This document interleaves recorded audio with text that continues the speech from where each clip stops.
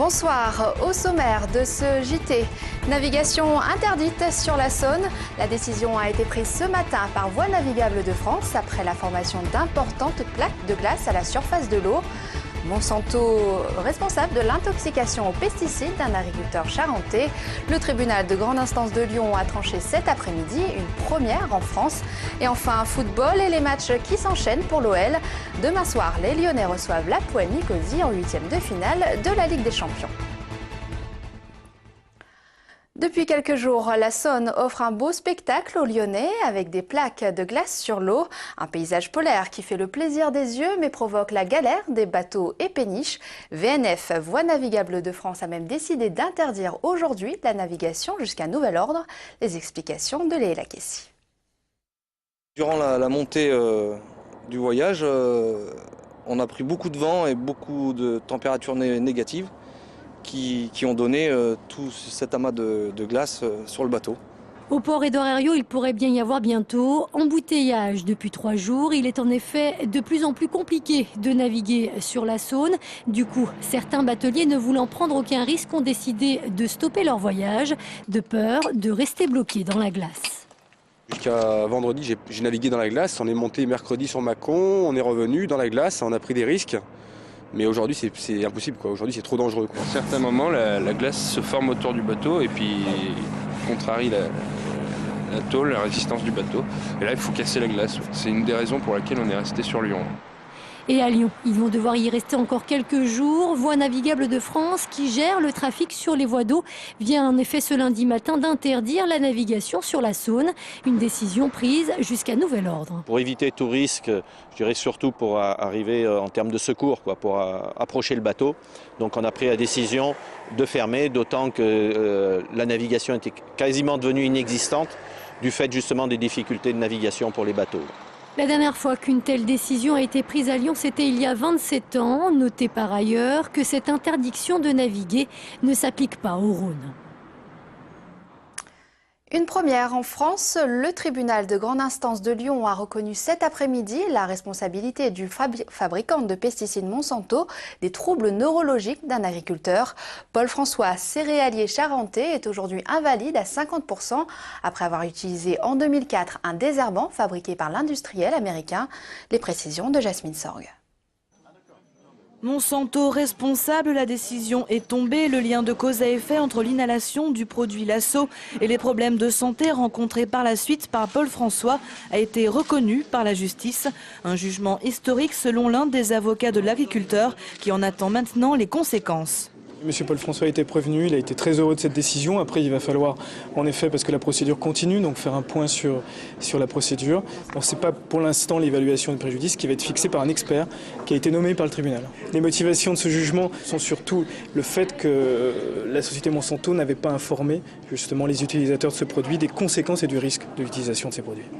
La direction de Monsanto n'a pas souhaité s'exprimer publiquement mais nous a contactés pour déclarer sa surprise quant au jugement.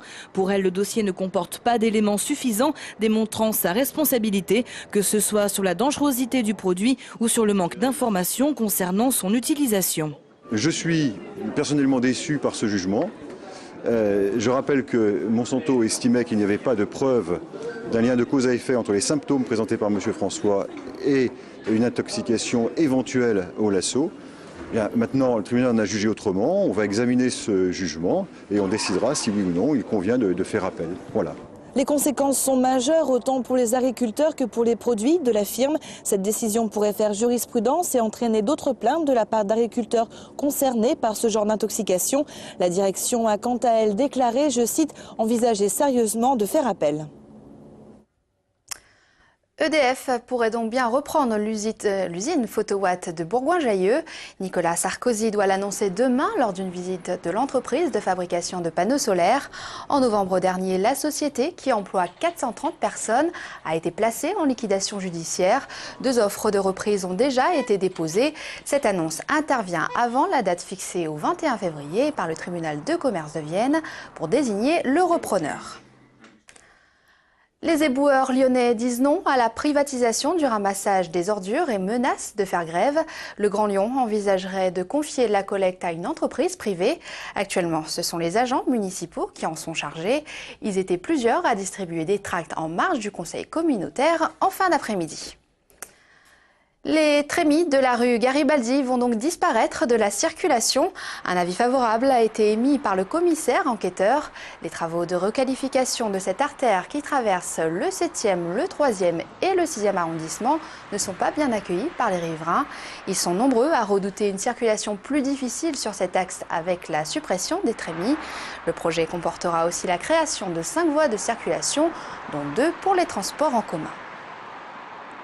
Il y aura 3 voies de circulation qui seront faites, donc avec un tourne à gauche.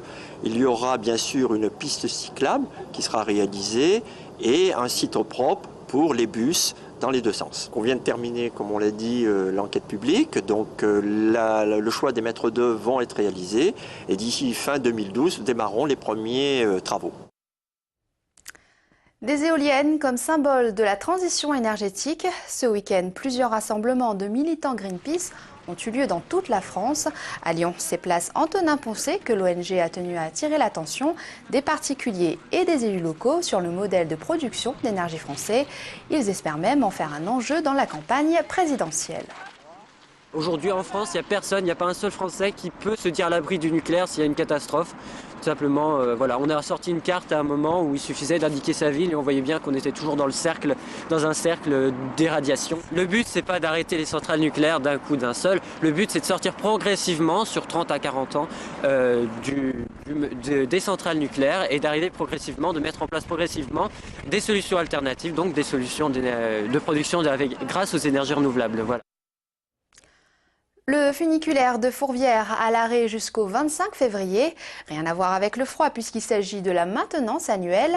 Le système de freinage, le câble et les voies et le tunnel seront notamment vérifiés.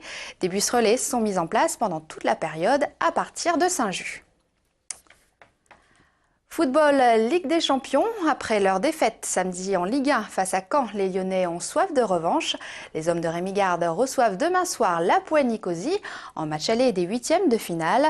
Une rencontre qui pourrait réserver des surprises. Plus de précisions avec Émilie Deschamps. Tombés à pieds joints dans le piège canet samedi, les Lyonnais n'ont cette fois pas eu assez de caractère pour revenir au score et se sont inclinés 2-1. 8 défaites en 23 journées de Ligue 1, l'OL n'avait plus connu ça depuis 14 ans. Et si le titre est presque à oublier, la course pour le podium se complique franchement. Mais pas le temps de se lamenter, Lyon dispute son 8e de finale aller de Ligue des Champions dès demain soir. On est souvent mené et on réagit. Et ça ne peut pas marcher à chaque fois, donc c'est comme ça. Il faut passer à autre chose parce qu'on a un match important. Maintenant, il faut direct basculer sur ce match-là. Là, il y a la défaite et faut direct se plonger sur le match de la Ligue des Champions. Deuxième à l'issue des phases de poule de Champions League, l'OL reçoit donc le match aller de ses 8e avant de jouer son sort à Nicosie le 7 mars prochain. Face à un adversaire à sa portée, Lyon doit donc se mettre à l'abri demain à domicile. Mais après la défaite face à Caen, l'OL n'aborde pas ce match de la meilleure des manières. Aujourd'hui, on est dans une autre configuration, dans une autre compétition à laquelle on tient évidemment particulièrement beaucoup et dont on connaît l'importance de ce premier match et de notre performance demain. Donc tout le monde est prévenu. Saint-Valentin ou frisson de la Ligue des Champions, demain il faudra choisir. Mais face aux Chypriotes, les Lyonnais, eux, n'ont pas d'autre option qu'un bon résultat à Gerland. Et Cupidon n'y changera rien. Et c'est la fin de ce JT. Passez une très belle soirée sur TLM.